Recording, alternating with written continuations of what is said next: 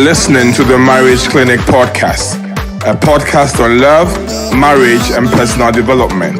Our purpose is to inspire and equip you with knowledge and skills to enable you to have lasting and fulfilling relationships. Now your host, Joshua Mogri.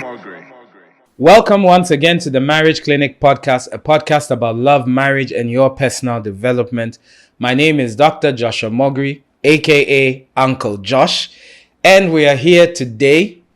Gradually, the year and our season is coming to an end. Season 2 is coming to an end, and we just have a couple more to go. It's been good having you on this journey. This is the second year of having the Marriage Clinic podcast. It has gone to different countries digitally. It has changed lives. We've had so many people come on board in different places. And I want to ask you to keep liking, keep sharing, and keep distributing this information as it helps all of us. So I started speaking on 15 reasons behind struggling marriages, or another name for it is 15 reasons why marriages struggle. 15 reasons why marriages struggle. In the last 2 weeks, I spoke about unrealistic expectations, not adapting to the changing seasons in marriage, digital distractions, the grass is greener syndrome, neglecting relationship maintenance. So this week, it brings me to number six, financial friction. Financial friction. I heard this saying that goes that when love leaves, when there's no money, love jumps through the window. If anyone tells you that you can have love without resources, the person doesn't understand the full extent. For every marriage to work, there has to be a degree of financial security, financial planning, and financial capabilities. Big words. All I'm trying to say is that for every couple out there, when there's not enough money to meet the needs of the home, to save up some for security, and to be able to meet unforeseen circumstances, the marriage experiences tension. So what you need to understand is that every marriage needs good financial planning. People don't like this, but the general rule is that a husband and wife should bring their money together. When you say, the men are like, no, my money is my money. And you hear women say things like, my money is my money, but his money is our money. Couples that win at money are couples that are very transparent with their money and contribute. Because if you don't get the money thing right, there is so much stress in the marriage.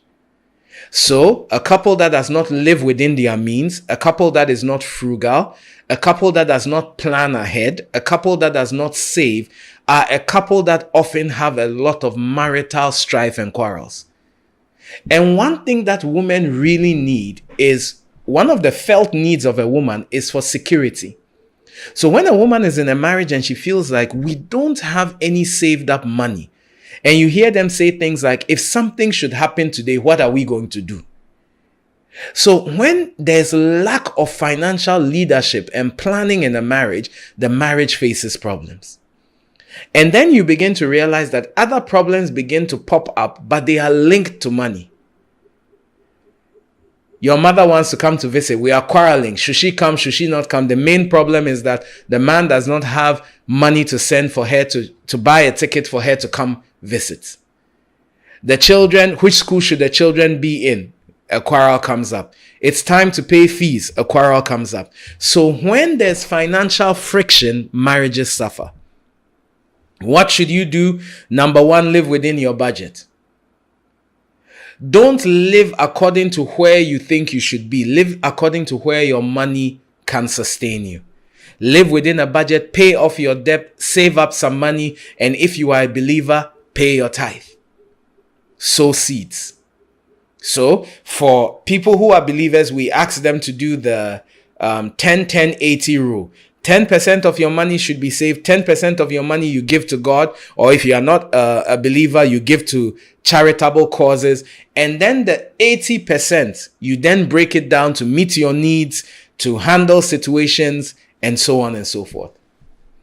I don't have time to talk too much about the financial bit of it, but hey, maybe next season we'll do something about it.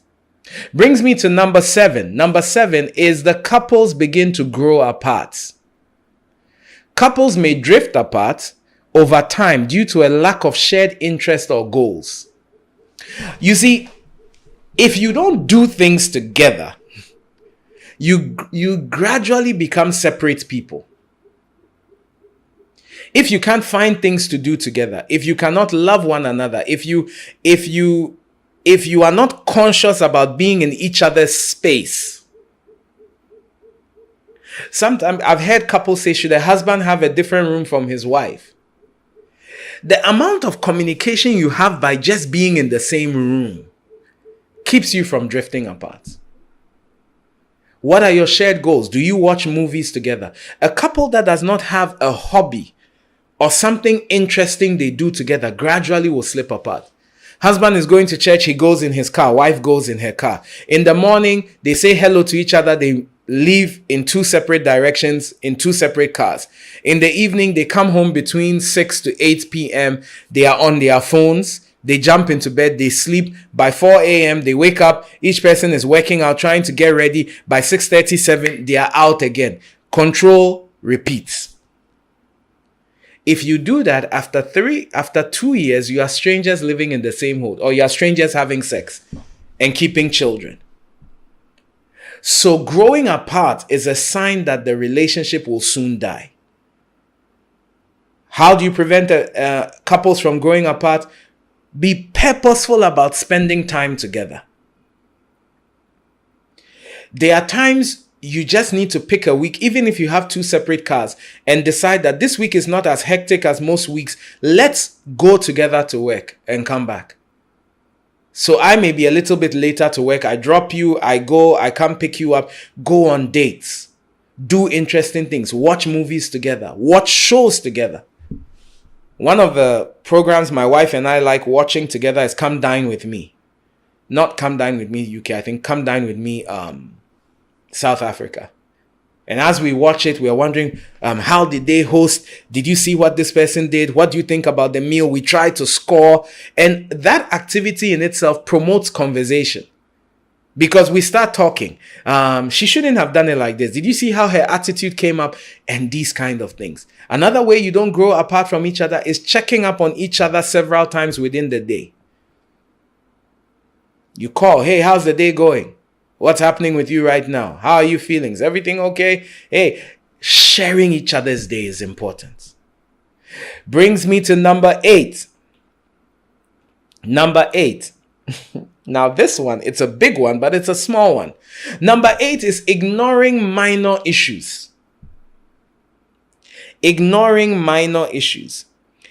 In my years of observing divorce, what I have come to realize is that the things that ignite divorce, 90% of the time are the small things. He cheated. He's beating me.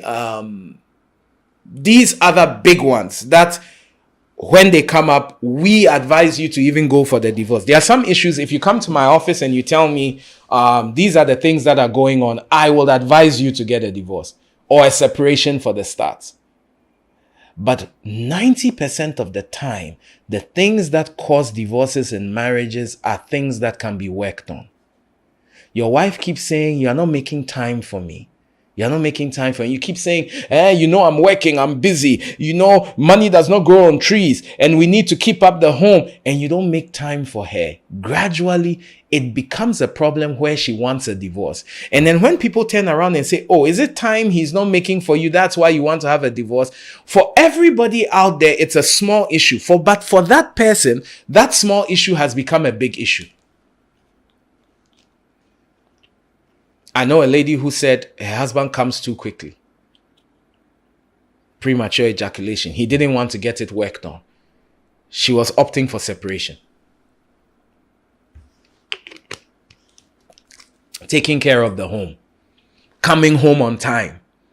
I know people who are willing to quit the marriage because their husbands don't come home on time. spending time with the children. It's normally the little issues that create the biggest problems in marriage. And Jesus said it. He said it's the small foxes that destroy the vine.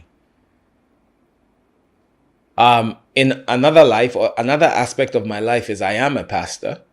I am a scientist, I am a father, I am an entrepreneur, I am a farmer, and so on. I mean, I do a host of things.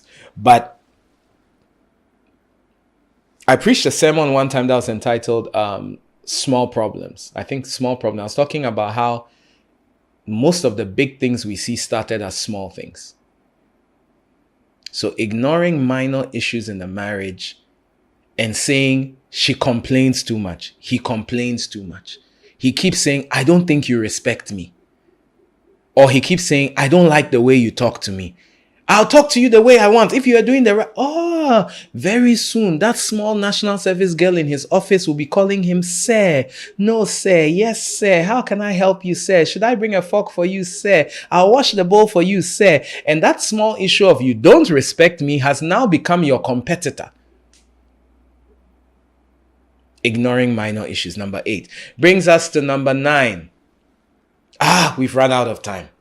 This is the Marriage Clinic Podcast, a podcast about love, marriage, and your personal development. We will be back in a few seconds with Ask Uncle Josh. We're bringing you some old questions that came up that I think will really be good for you this time. Take good care of yourself. See you next week. Bye-bye.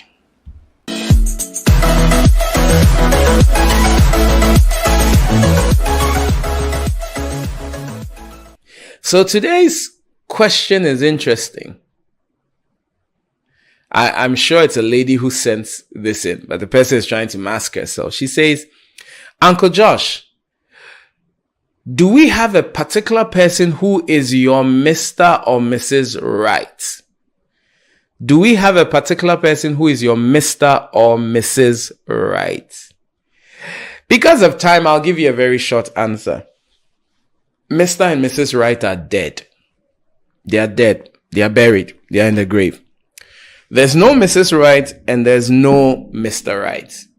But there's a pool of people that you would do better married to. All right? The Bible says that he who finds a wife finds a good thing and obtains favor from the Lord. It doesn't say he who finds the wife. The wife means there's a specific. Now, if you believe that there's only one Mr. Right for you, how about people who lose their spouses and remarry? Okay, how about those who get divorced and remarry? So you need to understand that there are some kinds of people, I suspect it's a lady, there are some kinds of men that are good for you. What you need to know is know your temperament, know what you want out of life, where you are going in life, and when you meet men that suit it, go ahead. And if probably you're asking this question because you are in a relationship and you want to break up and you're afraid, if I leave him, I'll not find someone like him. It's a lie. You will find someone like him. So go ahead and leave him. Anyway, so this has been the Marriage Clinic Podcast, a podcast about love, marriage, and personal development. And it has been your very lovely Uncle Josh that has been here with you. Keep spreading the word. Keep sharing with people. Let's get this information out here. And next week, I'll be back with solutions to long distance marriages. Take care. Love you all. Bye-bye.